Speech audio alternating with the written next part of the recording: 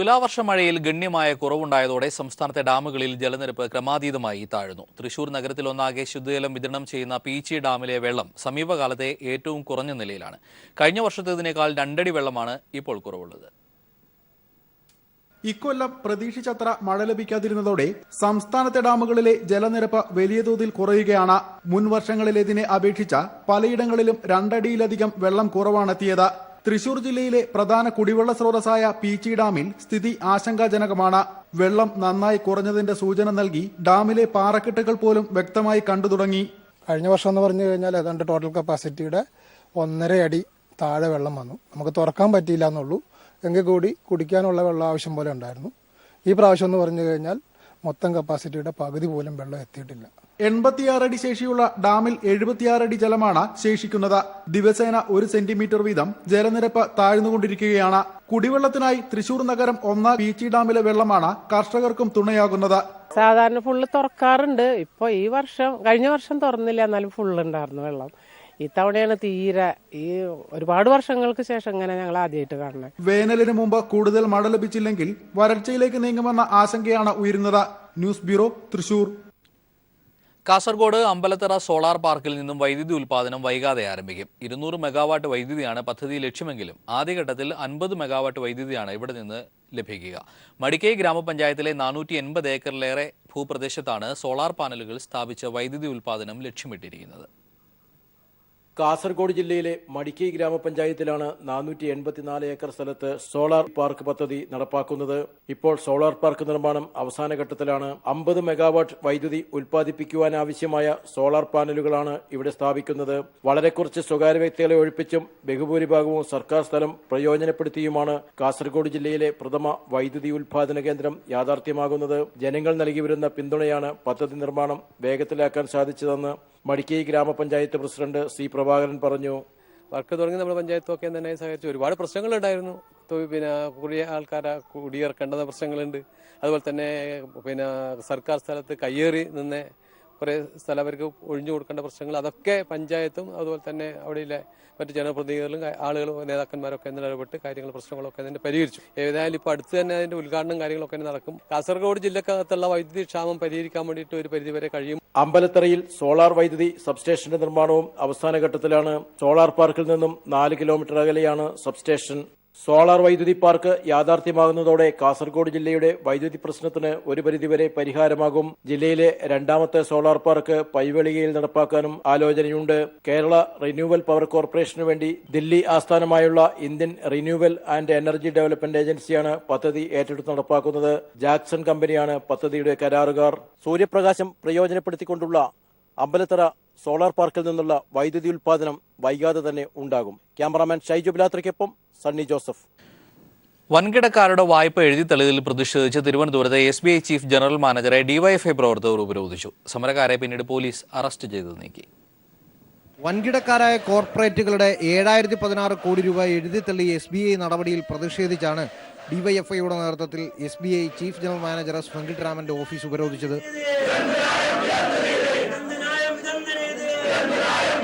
സാധാരണ ജനങ്ങൾ പണത്തിനായി ക്യൂ നിൽക്കുമ്പോൾ മോദി വൻകിട മുതലാളിമാരെ താലോലിക്കുകയാണെന്ന് സമരം ഉദ്ഘാടനം ചെയ്ത DYFI സംസ്ഥാന ട്രഷറർ P. ബിജു കുറ്റപ്പെടുത്തി. സമരക്കാരെ പോലീസ് അറസ്റ്റ് ചെയ്ത് നീക്കാൻ ശ്രമിച്ചത് നേരിയ സംഘർഷത്തിന് കാരണമായി. വൻകിടക്കാരെ താലോലിക്കുന്ന സ്റ്റേറ്റ് ബാങ്ക് ഓഫ് ഇന്ത്യയുടെ നടപടിക്കെതിരെ രാജ്യത്താദ്യമായാണ് ഒരു സംഘടന പ്രതിഷേധം ഉയർത്തിയിരിക്കുന്നത്. സമരത്തിന് സംസ്ഥാന joint secretary Biju Kandakkai, A. Rahim, I. Saju, IP. Binu എന്നിവർ നേതൃത്വം നൽകി. News bureau, Thiruvananthapuram. പഴയ നോട്ടുകൾ കൈമാറുന്നതിനുള്ള നിബന്ധനകൾ കർശനമാക്കിയതോടെ ആശുപത്രികളിൽ ഉൾപ്പെടെ എത്തുന്നവർ വലിയ പ്രശ്നങ്ങളാണ് നേരിടേണ്ടി വരുന്നത്. ആശുപത്രിയിൽ പണം കെട്ടിവെക്കാനും ബില്ലുകൾ അടയ്ക്കാനും പഴയ നോട്ടുകൾ സ്വീകരിക്കാത്തതിനാൽ ജനങ്ങൾ വലഞ്ഞു. കോഴിക്കോട്ടെ സ്വകാര്യ ആശുപത്രിയിൽ വെച്ചാണ് ബാലുശ്ശേരി ഈയാട് സ്വദേശി ഗഫൂറിനെ കണ്ടുമുട്ടിയത്. ആശുപത്രിയിൽ ചികിത്സയിൽ കഴിയുന്ന അമ്മാവൻ മൊയ്തീൻ കോയയെ ഡിസ്ചാർജ് ചെയ്യാനാണ് ആശുപത്രിയിലെത്തിയത്. നാട്ടിൽ നിന്ന് പലരിൽ നിന്നായി സംഘടിപ്പിച്ച 27,000 രൂപയുമായി ആശുപത്രിയിലെത്തിയെങ്കിലും പഴയ നോട്ടുകളായതിനാൽ പണം സ്വീകരിക്കാൻ ആശുപത്രി അധികൃതർ തയ്യാറായില്ല. കയ്യിലുള്ള നോട്ടുകൾ മാറി പുതിയ നോട്ടുകൾ സംഘടിപ്പിക്കാനുള്ള നെട്ടോട്ടത്തിലായിരുന്നു ഗഫൂർ. കഷ്ടപ്പാടായ കൊണ്ടാണല്ലോ നമ്മൾ നാട്ടിൽ നിന്ന് വണ്ടി വിളിക്കുന്നത്. അപ്പോൾ അങ്ങനെ പറഞ്ഞപ്പോൾ ഇവർ ഇപ്പോൾ കുറച്ച് കഴിയട്ടെ പൈസൻ്റെ പറഞ്ഞപ്പോൾ ഞാൻ പറഞ്ഞു നാട്ടിൽ നിന്ന് പൈസ കൊണ്ടുവരാം, അപ്പോൾ പൈസ ഇവിടെ മറ്റേ എടുക്കുമെന്ന് ചോദിച്ചപ്പോൾ പറഞ്ഞ് അത് നോക്കാം നമുക്ക് അന്നപ്പല്ലേ തന്നെ ഇപ്പം ബില്ല് തന്നില്ല മരുന്ന് വാങ്ങാൻ വേണ്ടിയിട്ട്. അപ്പോൾ മരുന്ന് വാങ്ങാൻ വലിയ തരാത്തതിനെ കൊണ്ട് നമ്മൾ കാത്തുനിന്ന് പിന്നെ അന്നപ്പോൾ ആംബുലൻസ് ആയിട്ട് വന്ന് ഈ ആംബുലൻസ് ആയി വന്നതിൻ്റെ ഡ്രൈവർ എടുത്താൽ പൈസ കൊടുത്തിട്ട് അപ്പോൾ പറയുന്ന ആ പൈസ എടുക്കാൻ പറ്റില്ല. അപ്പോൾ ഇന്ത്യൻ കറൻസിയാണ് നമ്മളിൽ 25,000 റുപ്യ ഉണ്ട്. പെട്ടെന്ന് എനിക്ക് ഇവിടുന്ന് മാറ്റാൻ കിട്ടില്ല. ഒരാൾക്ക് 4,500 റുപ്യ വരെ ഇവിടെ കിട്ടും. അതിൻ്റെ ബുദ്ധിമുട്ടാണ്. വീഴ്ച മൂലം കാലിലുണ്ടായ പൊട്ടലിനെ തുടർന്ന് ഒരാഴ്ച മുമ്പാണ് മൊയ്തീൻ കോയയെ ആശുപത്രിയിൽ പ്രവേശിപ്പിച്ചത്. ഡിസ്ചാർജ് ചെയ്യാമെന്ന് ഡോക്ടർമാർ പറഞ്ഞതിനാൽ നാട്ടിൽ നിന്നും ആംബുലൻസ് ഉൾപ്പെടെ എത്തിച്ചിരുന്നു. പുതിയ നോട്ടുകളോ ചെക്കോ ഇല്ലാതെ ഡിസ്ചാർജ് ചെയ്യാൻ കഴിയില്ലെന്നായിരുന്നു ആശുപത്രി ജീവനക്കാരുടെ നിലപാട്. നിബന്ധനകൾ ഓരോ ദിവസവും കർശനമാവുന്നു. അതിനിടയിൽ കഷ്ടപ്പെടുന്നത് ഗഫൂറിനെ പോലെ സാധാരണക്കാരായ നിരവധി പേരാണ്. Siju Kannan, news bureau, Kozhikode. Note മാറ്റാൻ മൊബൈൽ ATM സേവനമൊരുക്കി SBI രംഗത്ത്. മൊബൈൽ ക്യാഷ് പോയിന്റ് എന്ന സംവിധാനം കൊല്ലം നഗരത്തിലും എറണാകുളം, തൃശൂർ, കോട്ടയം ജില്ലകളിലും ആരംഭിച്ചു. വ്യാപാര സ്ഥാപനങ്ങളിൽ ഉപയോഗിക്കുന്ന പോയിന്റ് ഓഫ് സെയിൽ മെഷീനിൽ ചെറിയ മാറ്റങ്ങൾ വരുത്തിയാണ് റിസർവ് ബാങ്കിന്റെ പ്രത്യേക അനുമതിയോടെ SBI മൊബൈൽ ക്യാഷ് പോയിന്റ് സംവിധാനം തുടങ്ങിയത്. പൊതുജനം കൂടുതലെത്തുന്ന ജില്ലാ ആശുപത്രി, കളക്ടറേറ്റ്, AR ക്യാമ്പ് തുടങ്ങിയ സ്ഥലങ്ങളിലാണ് മൊബൈൽ ATMന്റെ സേവനം ലഭിക്കുക. SBI അക്കൗണ്ടുള്ള വ്യക്തിക്ക് 2,000 രൂപയും അസോസിയേറ്റ് ബാങ്കിന്റെ അക്കൗണ്ടുള്ളവർക്ക് 1,000 രൂപയും പിൻവലിക്കാം. വ്യാപാര സ്ഥാപനങ്ങളിൽ പണം സ്വീകരിക്കാൻ ഉപയോഗിക്കുന്ന തരം ക്യാഷ് അറ്റ് പോസുകളാണ് മൊബൈൽ ATMൽ സ്ഥാപിച്ചിട്ടുള്ളത്. ഇത് അഭിമാനപൂർവ്വം പറയുകയാണ്, ഇന്ത്യയിൽ അല്ലെങ്കിൽ കേരളത്തിൽ തന്നെ ആദ്യമായിട്ടാണ് ഒരു മൊബൈൽ രീതിയിൽ ജനങ്ങളിലേക്ക് സ്റ്റേറ്റ് ബാങ്ക് എത്തിച്ചേരുന്നത്. ഇപ്പോഴത്തെ ഈ ഒരു അവസ്ഥയിൽ ഞങ്ങൾ നിങ്ങളോടൊപ്പമാണ്, ഓരോരോ ഇന്ത്യക്കാരൻ്റെ ഒപ്പമാണ് ഞങ്ങൾ. സ്റ്റേറ്റ് ബാങ്ക് ഓഫ് ഇന്ത്യയിൽ അക്കൗണ്ടുള്ള ഓരോരോ ഉപഭോക്താക്കൾക്കും നമ്മുടെ ഓരോരോ കസ്റ്റമർക്കും 2,000 രൂപ വരെ നിങ്ങളിൽ അടുത്ത് വന്നിട്ട് ഞങ്ങൾ നിങ്ങളിലോട് എത്തിക്കുകയാണ്. നിലവിൽ ATMൽ നിന്ന് പിൻവലിക്കാവുന്ന തുകയ്ക്ക് പുറമെ മൊബൈൽ ATMൽ നിന്നും പണം പിൻവലിക്കാനാകും. ഒരു റീജിയണിൽ ഒരു മൊബൈൽ ക്യാഷ് പോയിന്റ് സേവനം SBI ഉറപ്പാക്കിയിട്ടുണ്ട്. പരീക്ഷണാടിസ്ഥാനത്തിൽ രാജ്യത്ത് കൊല്ലം ജില്ലയിലാണ് പണമിടപാട് പുതിയ സംവിധാനത്തിലൂടെ വിജയകരമായി നടത്തിയത്. പണം മൊബൈൽ ക്യാഷ് പോയിന്റിൽ തീരുന്ന മുറയ്ക്ക് എത്തിക്കും. പോലീസ് സുരക്ഷയിലാണ് മൊബൈൽ ATM പ്രവർത്തിക്കുക. രാജ്കുമാർ, ന്യൂസ് ബ്യൂറോ, കൊല്ലം. കറൻസി ക്ഷാമം പൊതുമേഖലാ ഇൻഷുറൻസ് സ്ഥാപനമായ LICയെയും പോളിസി ഉടമകളെയും പ്രതിസന്ധിയിലാക്കി. പ്രീമിയം യഥാസമയം അടയ്ക്കാനാവാതെ വന്നതോടെ ആയിരക്കണക്കിന് പോളിസികളാണ് ലാപ്സായത്. എന്നാൽ സ്വന്തമായി ബാങ്കുകൾ ഉള്ളതിനാൽ സ്വകാര്യ ഇൻഷുറൻസ് കമ്പനികൾ ഈ പ്രതിസന്ധി വളഞ്ഞ വഴിയിലൂടെ മറികടക്കുകയാണ്. കറൻസി പരിഷ്കരണം ഇൻഷുറൻസ് കമ്പനികളെയും പോളിസി ഉടമകളെയും ഒരുപോലെ പ്രതിസന്ധിയിലാക്കി. LICക്ക് മാത്രം സംഭവിച്ചത് കോടികളുടെ നഷ്ടം. ആയിരക്കണക്കിന് പോളിസികളാണ് യഥാസമയം പ്രീമിയം അടയ്ക്കാതെ ലാപ്സാകാൻ പോകുന്നത്. പ്രീമിയം മുടങ്ങിയതോടെ പലരുടെയും ഇൻഷുറൻസ് പരിരക്ഷയും നഷ്ടപ്പെടുന്ന അവസ്ഥയിലാണ്. കഴിഞ്ഞ മാസം വരെ 62,000 കോടിയുടെ ബിസിനസ് നടത്തിയ LICക്ക് ഈ മാസം ഇതുവരെ ലഭിച്ചത് നാമമാത്ര തുകയാണ്. ഈ പ്രതിസന്ധിയുടെ ഗുണമനുഭവിക്കുന്നതാകട്ടെ പുതുതലമുറ സ്വകാര്യ ഇൻഷുറൻസ് കമ്പനികളും. സ്വന്തമായി ബാങ്കുകളുള്ളതിനാൽ പഴയ നോട്ടുകൾ തന്നെ ഇവർ പ്രീമിയമായി സ്വീകരിക്കുന്നു. ഇൻഷുറൻസ് വിപണിയുടെ 77% കൈകാര്യം ചെയ്തിരുന്ന LICയുടെ ഭാവി ഇതോടെ അനിശ്ചിതത്വത്തിലായി. ഇൻഷുറൻസ് എംപ്ലോയീസ് അസോസിയേഷൻ നേതാവ് M. കുഞ്ഞികൃഷ്ണൻ, പോളിസി ഉടമകൾ ഇപ്പോൾ പൈസ അടക്കാൻ പറ്റാതെ ബുദ്ധിമുട്ടാണ്. അതുവഴി ഞങ്ങളുടെ സ്ഥാപനവും വല്ലാതെ ബുദ്ധിമുട്ടിലായിരിക്കുകയാണ്. പ്രത്യേകിച്ച് ഈ മത്സര അന്തരീക്ഷത്തിൽ ഈ 24 പ്രൈവറ്റ് സ്വകാര്യ ഇൻഷുറൻസ് കമ്പനികൾ ഞങ്ങളോട് മത്സരിക്കുന്നുണ്ട്. അവർക്കൊക്കെ ഈ നോട്ടുകൾ വളഞ്ഞ വഴിയിൽ സ്വീകരിക്കാനുള്ള സൗകര്യമുണ്ട് എന്നുള്ളതുകൊണ്ട് അവർ ബിസിനസ്സിൽ മുന്നോട്ട് പോവുകയും നമുക്ക് മുന്നോട്ട് പോകാൻ പറ്റാത്ത ഒരു അവസ്ഥയുണ്ട് എന്നുള്ളതാണ് ഞങ്ങളെ ബുദ്ധിമുട്ടിക്കുന്ന ഏറ്റവും വലിയ പ്രശ്നം. പഴയ നോട്ടുകൾ സ്വീകരിക്കാനുള്ള അധികാരം ഈ മാസം 24 വരെയെങ്കിലും LICക്കും നൽകണമെന്ന ആവശ്യം ഉയർന്നു കഴിഞ്ഞു. അല്ലെങ്കിൽ നാടിന്റെ അഭിമാനമായ ഒരു പൊതുമേഖലാ സ്ഥാപനം കൂടി ഇല്ലാതാകും. സാലി മുഹമ്മദ്, കൊച്ചി. കൽപ്പാത്തിയെ ഭക്തിസാന്ദ്രമാക്കി ചരിത്രപ്രസിദ്ധമായ ദേവരഥ സംഗമം നടന്നു. കൽപ്പാത്തി വിശാലാക്ഷി സമേത വിശ്വനാഥ സ്വാമി ക്ഷേത്ര സന്നിധിയിലെ രഥസംഗമം കാണാൻ ആയിരങ്ങൾ ഇത്തവണയും എത്തി.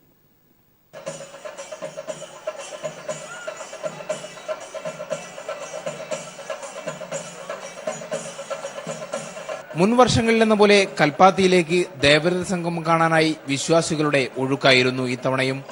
ഞായറാഴ്ച തുടങ്ങിയ രഥപ്രയാണം കൽപ്പാത്തി അഗ്രഹാര വീഥികളിലൂടെ പ്രദക്ഷിണം പൂർത്തിയാക്കി വിശാലാക്ഷി സമേത വിശ്വനാഥസ്വാമി ക്ഷേത്രത്തിന് മുന്നിലെ തേരുമുട്ടിൽ സംഗമിച്ചു.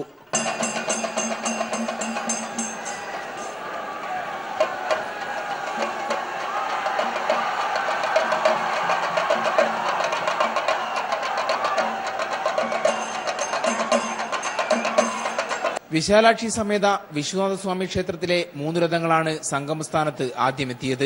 മന്തക്കര ഗണപതി ക്ഷേത്രം, ചാത്തപുരം പ്രസന്ന മഹാഗണപതി ക്ഷേത്രം, പഴയ കൽപ്പാത്തി ലക്ഷ്മീനാരായണ പെരുമാൾ ക്ഷേത്രം എന്നിവിടങ്ങളിലെ രഥങ്ങളും പ്രയാണം പൂർത്തിയാക്കി സംഗമസ്ഥാനത്തെത്തി. പിന്നീട് രഥങ്ങൾ അതത് ക്ഷേത്രസന്നിധിയിലേക്ക് മടങ്ങി.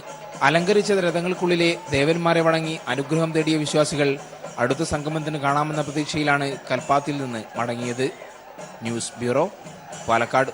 ഒരു തലമുറയുടെ മുഴുവൻ ആവേശമായിരുന്ന സിനിമാ താരം ജയൻ ഓർമ്മയായിട്ട് ഇന്ന് 36 വർഷം. മലയാളി പുരുഷ സങ്കല്പങ്ങളെ മാറ്റിമറിച്ച താരമായിരുന്നു ജയൻ. 1980-ൽ കോളിളക്കം എന്ന ചിത്രത്തിന്റെ സെറ്റിൽ വെച്ചായിരുന്നു അദ്ദേഹത്തിന്റെ അപ്രതീക്ഷിതമായ വേർപാട്. തൃശൂരിൽ നിക്ഷേപ തട്ടിപ്പ് നടത്തി കോടികളുമായി മുങ്ങിയ യുവതി പിടിയിലായി. ഇൻവെസ്റ്റ്മെന്റ് സൊല്യൂഷൻസ് ആൻഡ് സർവീസസ് എന്ന സ്ഥാപനത്തിന്റെ മറവിൽ തട്ടിപ്പ് നടത്തിയ മാള സ്വദേശി സാലിഹയാണ് കോയമ്പത്തൂരിൽ പിടിയിലായത്. ടോട്ടൽ ഫോർ യു മോഡലിൽ സ്ഥാപനം നടത്തിയ യുവതി പിടിയിലായതറിഞ്ഞ് കൂടുതൽ ഇടപാടുകാർ പരാതിയുമായി എത്തുകയാണ്. ഇൻവെസ്റ്റ്മെന്റ് സൊല്യൂഷൻസ് ആൻഡ് സർവീസസ് എന്ന പേരിൽ പണമിടപാട് സ്ഥാപനം ആരംഭിച്ചായിരുന്നു മാള സ്വദേശിയായ 29-കാരിയുടെ തട്ടിപ്പ്. മാനേജ്മെന്റ് വിദഗ്ധയായ സാലിഹ വൻ വാഗ്ദാനങ്ങൾ നൽകി വിശ്വാസം പിടിച്ചുപറ്റിയാണ് പണം വാങ്ങിയിരുന്നത്. 2011-ൽ ആരംഭിച്ച സ്ഥാപനത്തിന് ഞൊടിയിടയിൽ ജില്ലയുടെ വിവിധ ഭാഗങ്ങളിൽ ബ്രാഞ്ചുകളായി. 1 ലക്ഷം രൂപയ്ക്ക് പ്രതിമാസം 10,000 രൂപ ലാഭവിഹിതം നൽകുമെന്നറിഞ്ഞതോടെ നിക്ഷേപം കുന്നുകൂടി. 100 കണക്കിന് ആളുകളുടെ നിക്ഷേപമായ 30 കോടിയുമായി മാസങ്ങൾക്ക് മുമ്പാണ് യുവതി വിദേശത്തേക്ക് കടന്നു കളഞ്ഞത്. ആദ്യം ഇവർ പൈസ വാങ്ങിക്കുമ്പം ചെറിയ ചെറിയ എമൗണ്ട് ഇൻവെസ്റ്റേഴ്സിന് കൊടുക്കുമായിരുന്നു. അപ്പം അവരുടെ ട്രസ്റ്റ് വിൻ ഓവർ ചെയ്തിട്ടായിരുന്നു ഇവരിതിൽ റീറ്റെയിൻ ചെയ്തിട്ട് പിന്നെ പതുക്കെ പൈസ കൊടുക്കാതെ വന്നപ്പോഴായിരുന്നു പിന്നെ പരാതി വന്നു തുടങ്ങിയത്. കോയമ്പത്തൂർ എയർപോർട്ടിൽ തിരികെ എത്തിയപ്പോഴാണ് സാലിക പോലീസ് പിടിയിലായത്. ടോട്ടൽ ഫോർ യു മോഡലിൽ നടന്ന തട്ടിപ്പ് പുറത്തറിഞ്ഞതോടെ നിക്ഷേപം നൽകിയവരുടെ വലിയ നിര പരാതിയുമായി ഇരിങ്ങാലക്കുട പോലീസ് സ്റ്റേഷനിൽ എത്തി. എന്റെ ഒരു 1.5 കോടി രൂപയൊക്കെ ഉണ്ട്. അതേമാതിരി ഒരു കക്ഷികളാണ് തട്ടിപ്പിലൂടെ സ്വന്തമാക്കിയ തുകകൾ വിദേശത്തേക്ക് കടത്തിയെന്നാണ് സൂചന. സ്ഥാപനത്തിലെ ബിസിനസ് പങ്കാളികളെ കണ്ടെത്താൻ പോലീസ് അന്വേഷണം ഊർജിതമാക്കിയിട്ടുണ്ട്. News bureau, Thrissur.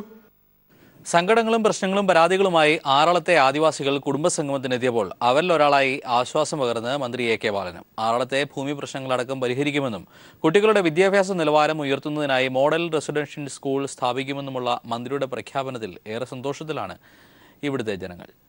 IRPC, തുടി സാംസ്കാരിക വേദി, ആദിവാസി ക്ഷേമ സമിതി, ലെഫ്റ്റ് പ്രൊഫഷണൽ വാട്സ്ആപ്പ് കൂട്ടായ്മ എന്നിവയുടെ നേതൃത്വത്തിലായിരുന്നു ആറളത്ത് ആദിവാസി സംഗമം സംഘടിപ്പിച്ചത്. ആറളം ഫാമിലെ ആദിവാസി ജനതയുടെ പ്രശ്നങ്ങൾ അന്വേഷിച്ച് നടപടികൾ സ്വീകരിക്കുമെന്ന് മന്ത്രി എ കെ ബാലൻ ആദിവാസി സംഗമം ഉദ്ഘാടനം ചെയ്തുകൊണ്ട് പറഞ്ഞു. ആറളം ഫാം സ്കൂളിലെ കുട്ടികൾ ഫാം സ്കൂളിലെ പ്രശ്നങ്ങൾ കാണിച്ച് മന്ത്രിക്ക് നിവേദനം നൽകാനെത്തി. അത്ര വലിയ സൗകര്യങ്ങളൊന്നുമില്ല, ഫർണിച്ചർ ഒന്നുമില്ല സ്കൂളില്, പിന്നെ നല്ലൊരു പ്ലേ ഗ്രൗണ്ട് ഇല്ല, അതൊക്കെ പറയാനാണ് ഞങ്ങൾ വന്നത്. പിന്നെ ആറളത്ത് മോഡൽ റെസിഡൻഷ്യൽ സ്കൂളിനായി 25 കോടി രൂപ ചെലവഴിക്കുമെന്ന് മന്ത്രി പ്രഖ്യാപിച്ചു. ഞാൻ ഇവിടെ ഉദ്ദേശിക്കുന്നത് 25 കോടി രൂപ ചെലവിൽ ഒരു മോഡൽ റെസിഡൻഷ്യൽ സ്കൂൾ ഇവിടെ തുടങ്ങാൻ ആരംഭിക്കുകയാണ്. CPIM ജില്ലാ സെക്രട്ടറി P ജയരാജൻ അധ്യക്ഷനായിരുന്നു. കാൽച്ചുവട്ടിലെ പാട്ടുവെട്ടം ചൂട്ട് അവതരിപ്പിച്ച ആദിവാസി ഗോത്ര സമൂഹങ്ങളിലെ നാടൻ പാട്ടുകളും സംഗമത്തോടനുബന്ധിച്ച് അവതരിപ്പിച്ചു.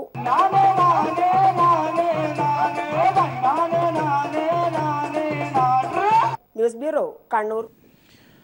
വയനാട് തൃക്കേപ്പറ്റ ചിന്നമ്മ വധക്കേസിൽ സഹോദരങ്ങളടക്കം 3 പ്രതികൾക്ക് ജീവപര്യന്തം. കൊലപാതകം നടത്തിയത് പ്രതികൾ തന്നെയാണെന്ന് പ്രോസിക്യൂഷന് സംശയാതീതമായി തെളിയിക്കാനായി കൽപ്പറ്റ അഡീഷണൽ സെഷൻസ് കോടതി ജഡ്ജി HS പഞ്ചകേശനാണ് ശിക്ഷ വിധിച്ചത്.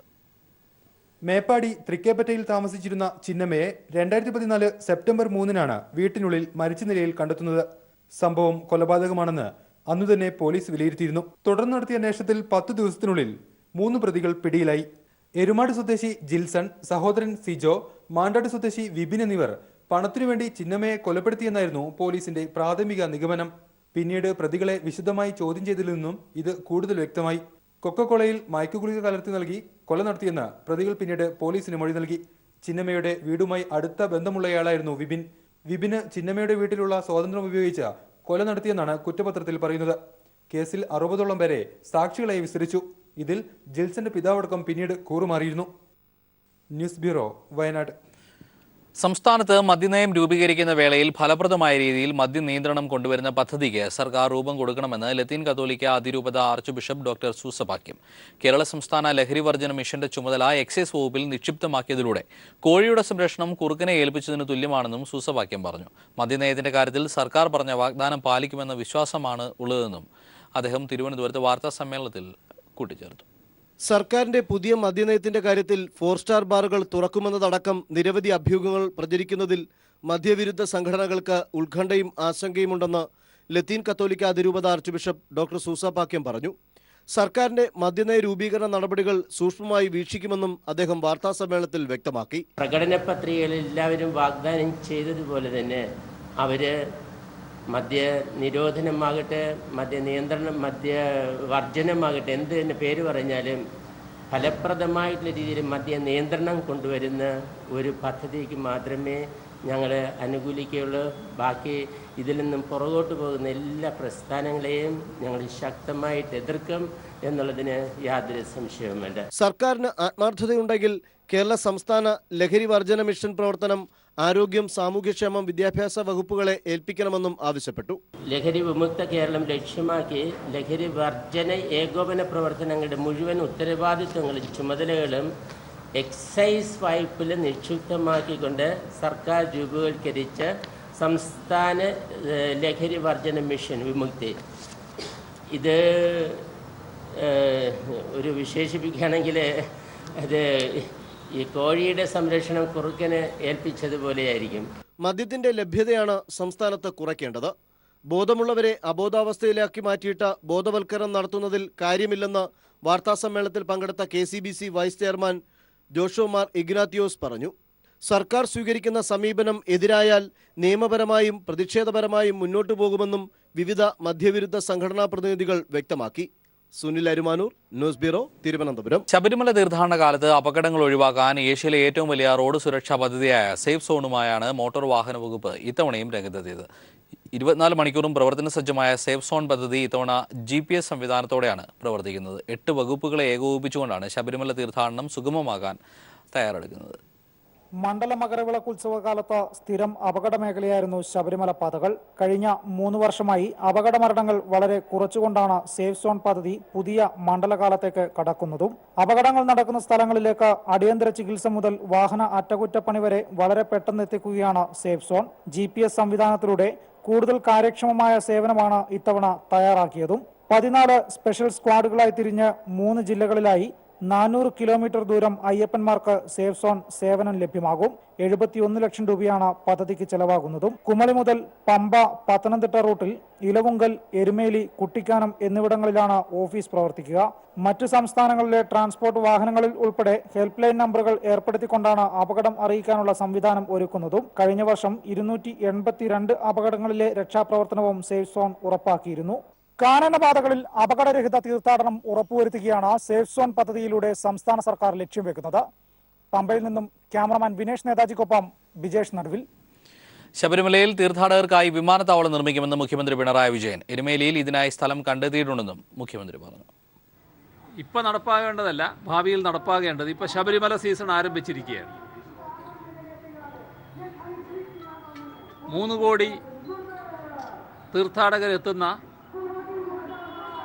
ഒരു ആരാധനാ കേന്ദ്രമാണ് ശബരിമല. അവിടെ ആയിരക്കണക്കിന് ആളുകൾ വിമാനത്തിൽ വന്നിറങ്ങാൻ താല്പര്യമുള്ളവരാണ്. അപ്പം അതിനുവേണ്ടി ഒരു വിമാനത്താവളം അനുവദിക്കേണ്ടതുണ്ട് എന്നാവശ്യപ്പെട്ടു. അത് സ്ഥലം നിർദ്ദേശിച്ചാൽ ആവശ്യമായ തീരുമാനമെടുക്കാൻ തയ്യാറാണ്,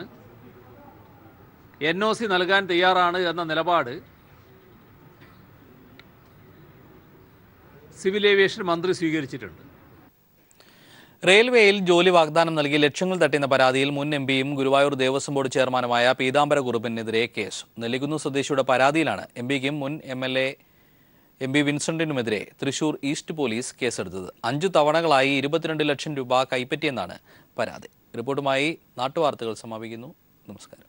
റെയിൽവേയിൽ നിയമനം നൽകാമെന്ന് വാഗ്ദാനം നൽകി 22 ലക്ഷം രൂപ തട്ടിയെന്ന ആരോപണത്തിലാണ് ഗുരുവായൂർ ദേവസ്വം ബോർഡ് ചെയർമാനും മുൻ MPയുമായ പീതാംബരക്കുറുപ്പിനും മുൻ ഒല്ലൂർ MLA MP വിൻസെന്റിനുമെതിരെ കേസെടുത്തത്.